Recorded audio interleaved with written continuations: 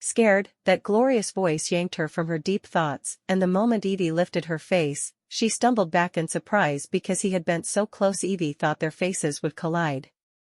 He caught her waist with his strong arm, exhilarating yet melodious Baroque-style music could be heard coming from the huge doors. It was apparent that there seemed to be a ball going on inside and that the event had long started. Did the vampire emperor throw a party to welcome her? Evie quickly shook her head and berated herself for the thought. There's no way they would do that. She was their enemy, and Evie thought that everyone in this empire knew that. Even if this party was held because of her, she could only think of one reason. The emperor was probably planning to make her feel like she was wanted and welcomed in his empire and then make her drop her guard down. Scared, that glorious voice yanked her from her deep thoughts, and the moment Evie lifted her face, she stumbled back in surprise because he had bent so close Evie thought their faces would collide. He caught her waist with his strong arm. Once Evie regained her balance, she took a step away from him. Please stop surprising me like that, she muttered under her breath. Gabriel tilted his head, acting as though he had not heard her. My wife, we can go back if you're not ready yet, he said gently, and Evie's eyes widened. What? Was he really telling her this now? Why didn't he tell her this before he took her to this place? Evie found herself tongue-tied. But she was more surprised at herself for actually not blurting out a big yes immediately so they could finally go back. She was very nervous, and she knew she was never going to be prepared for this, so why was she hesitating? After a long, motionless minute of indecision, Evie looked at the open door. Her hands clenched under her cloak and reluctantly pointed out, but we're already here, she uttered without looking at him. She didn't see how the corner of his lips curved up slightly in pure amusement. Right, the emperor must be getting so impatient now. He agreed, and he moved in front of her. Let me help you take your cloak off, wife. Evie dropped her gaze after she nodded, determined not to break the rule she had just set for herself. However, she was curious as to why the prince was the one doing all these menial tasks for her. He had obviously introduced and brought the butler along with them on this trip, so why wasn't he letting the butler do this job instead? She valiantly fought against herself on the temptation of wanting to peek at him, and to her delight, she managed not to look until he finally took the cloak off her. Though was it just her imagination that she felt like the process of just removing the cloak seemed way too slow? It must be, she thought. The thought of it being something else just frightened her that she shied away from it. After giving Evie's cloak to Elias, Gabriel offered his hand to Evie. His gaze not leaving her face.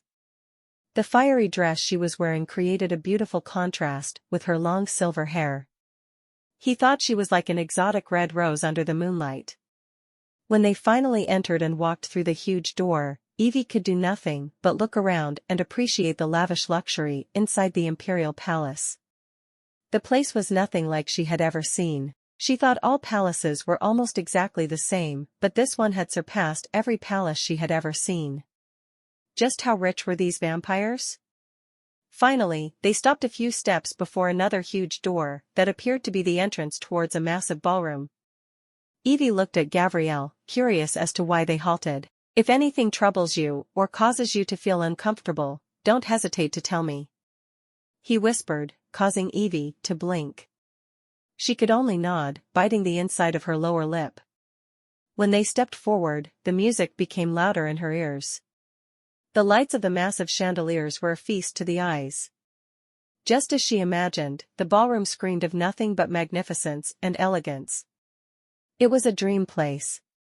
Ladies in beautiful gowns and sparkling jewels were moving so gracefully, while the men moved so gallantly in tandem with their partners. Everything and everyone truly were a breathtaking sight to behold. The party was lively, and the atmosphere wasn't heavy at all. She could see the vampires enjoying themselves, smiling, talking, and dancing. At that moment, one thought came to Evie's mind. These vampires' behaviors and actions truly were like humans. She surprised herself even as that thought arose in her mind. Had she ever thought what kind of life the vampires had aside from killing humans and drinking their blood? Never. Until now. Now that she thought about it and even witnessed it with her own eyes, she never would have thought they could even smile and laugh like her too. As a strange emotion began to bloom inside her, she felt Gabrielle's slight tug. "Let's go," he said, and Evie nodded. She took a deep breath as she subconsciously tightened her grip on his strong arm. The vampires began to notice them, and Evie felt as if more and more eyes were being trained on them as they proceeded further into the ballroom. The uplifting and gentle music continued playing and the couples on the dance floor didn't stop, so why did it feel like the atmosphere suddenly became heavy? Evie's expression slowly changed. She could only think about one thing that moment, and the fact that she must be the reason why the atmosphere changed. She was the only outlier there, the only odd one out. The vampires didn't welcome her presence. But they knew she was coming, didn't they? The vampire emperor himself was the one who invited her. An announcement acknowledging the presence of the second prince and his wife reached Evie's ears, and she further tightened her grip on Gabrielle's hand. The slow march towards the emperor's throne was one of the most unnerving march Evie went through ever, perhaps only second to her own wedding march down the aisle. She wondered if Gabrielle could hear the loud thumping of her heart against her chest. It seemed as if he did, because he was already leaning closer to whisper to her. "Relax, wife. I am here," he said, and Evie wondered how just his words could so easily made her heartbeat mellow out a little. It felt as if that at long last, they were finally standing before the emperor. The moment Evie looked at the emperor, she was surprised. She had expected the vampire emperor to be someone so terrifying she would probably be covered in shivers all over her body just by standing before him. However, to her bewilderment, she felt none of that. Granted, the emperor was a big man, but she actually thought to herself after having a good look at him that he was not terrifying. "I am pleased that you came tonight, Lady Evelyn." His voice sounded like deep flowing waters over the riverbed, quite unexpected looking at his big build. Flustered, Evie bowed and greeted him. "The pleasure is all mine, Your Majesty." She managed to say it all out, without stammering. And after a few exchanged of words of pleasantries, Gabrielle led her to their designated seats. Evie felt relieved, but as soon as they were seated, she could still feel that the atmosphere remained somewhat slightly tense. She finally looked around, and when her eyes caught Gabrielle's men, her brows creased. Something was off. This was a ballroom, why were they all armed and even looking alert? She looked at Gabrielle, and she finally realized that the man never spoke to the emperor. Why can't she remember the emperor throwing even a single glance towards her husband ever since they approached him? Did Gabrielle even greet his royal father? He didn't. That realization shocked Evie. She looked around again and she couldn't help but think that perhaps her presence was not the main reason contributing to the change in that weird atmosphere in the ballroom. She didn't know why, but she had a gut feeling that the culprit wasn't actually her, but her vampire prince husband, Gabriel. But why? As the music continued playing in the background, Evie distracted herself by looking around. A princess named Vera had approached her a while ago, and just like the emperor, the woman was unexpectedly friendly to her. Though she hurriedly left right after greeting Gabrielle in an obviously hasty manner. Elias, who was standing behind Evie, told her that Vera was the only vampire princess of the empire. Evie found it surprising because back home, there were at least 10 princesses in their empire. The difference was too huge. But maybe, there were more princes? How about the princes? How many are there?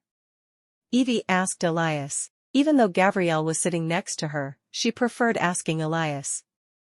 Apart from the fact that Elias was so easy to speak with, almost giving off the same vibe she got from both Frey and Gina, Evie also thought that this way, she could avoid getting close to Gabrielle, especially avoiding those bewitching eyes of his. "There's only 2, my lady," the butler said. "The crown prince and his highness, Gabrielle." Evie's eyes widened. Really? Only 2? It seemed it was true that the vampire's ability to reproduce offspring was indeed very low compared to humans. Now she somewhat has an understanding on why the vampires ended up agreeing with the truce. Having her mind preoccupied with her own thoughts, she didn't see how Gabrielle threw a threatening gaze towards the poor butler. Evie was blissfully unaware that the butler behind her had took a few steps away from her upon receiving the cold glare until she turned back to ask more questions. "Wife, how about we go and dance?" Gabrielle's voice was so compelling that before she knew it, she found herself turning to stare at him. Evie's brain screamed at her to avert her gaze, and thankfully she managed to look away before she lost herself in that seemingly hypnotic eyes. Dance? With him? No. She was trying so hard to keep her distance from him, so why would she agree to dance with him? She only agreed to come to this ball because he didn't give her the chance to refuse. And she thought that this would be a great opportunity to understand this place and even meet the Emperor so that when the time comes, she might be able to use the information she gathered over this trip to help the humans, once her father comes to rescue her and bring her back to where she belongs. I'm sorry but She bit her lips as her shoulders tensed up. It's fine if you're not ready yet. His pleasing voice yanked her eyes back to him and then, he smiled at her. It was a slow and gorgeous smile. Evie had to remind herself to breathe. My God. Was this man doing this on purpose?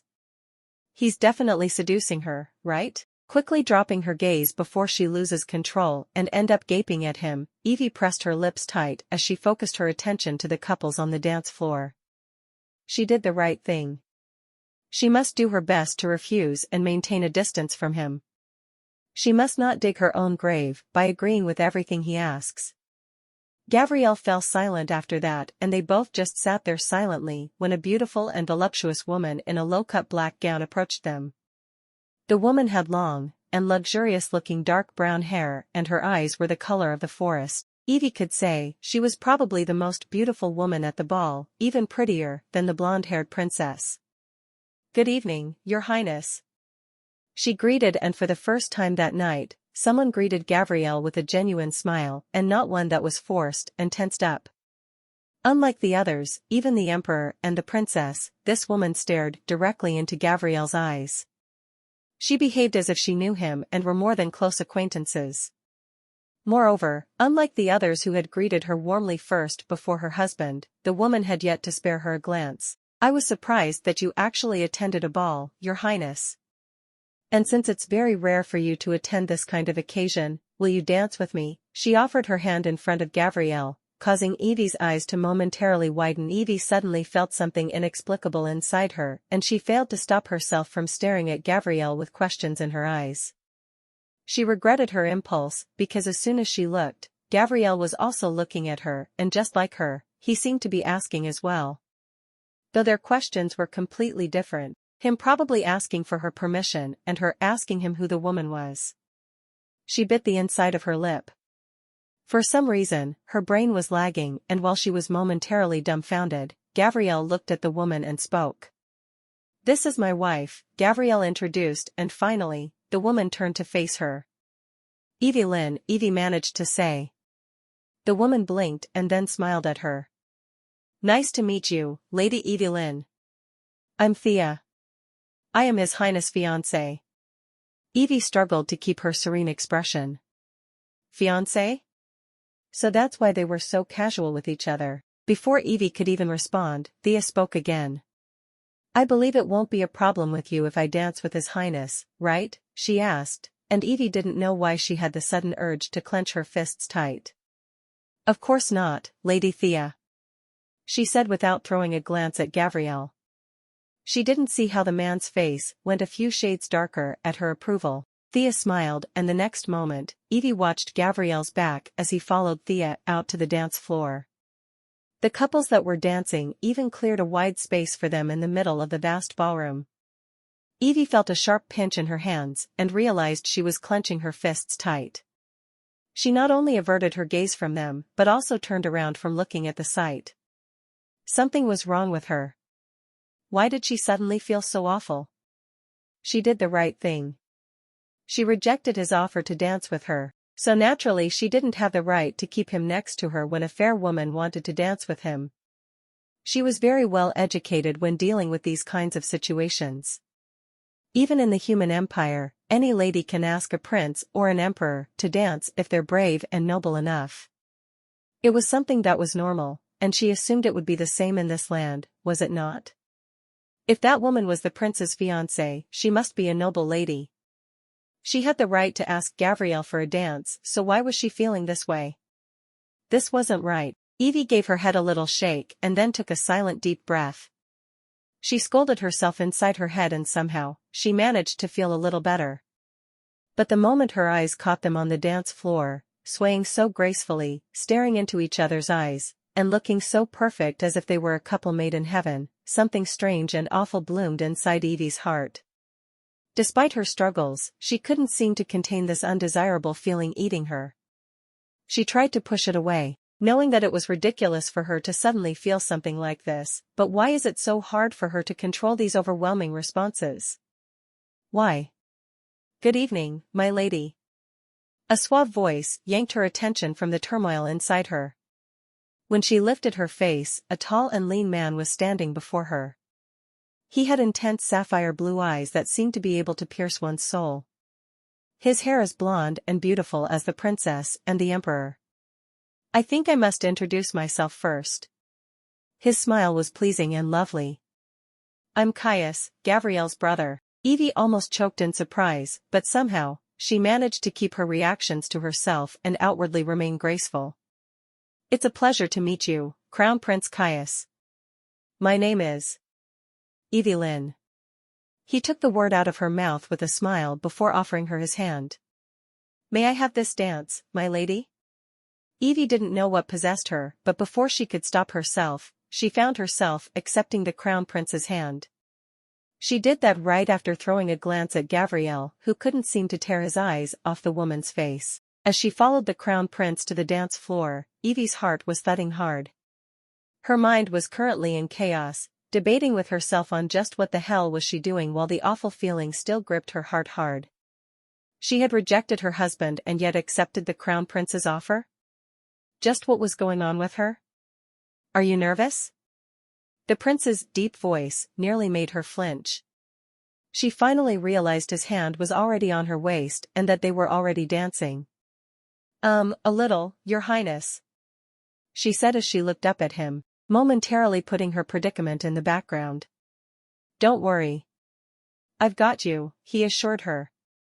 As Evie looked at him, she couldn't help but admire his good looks.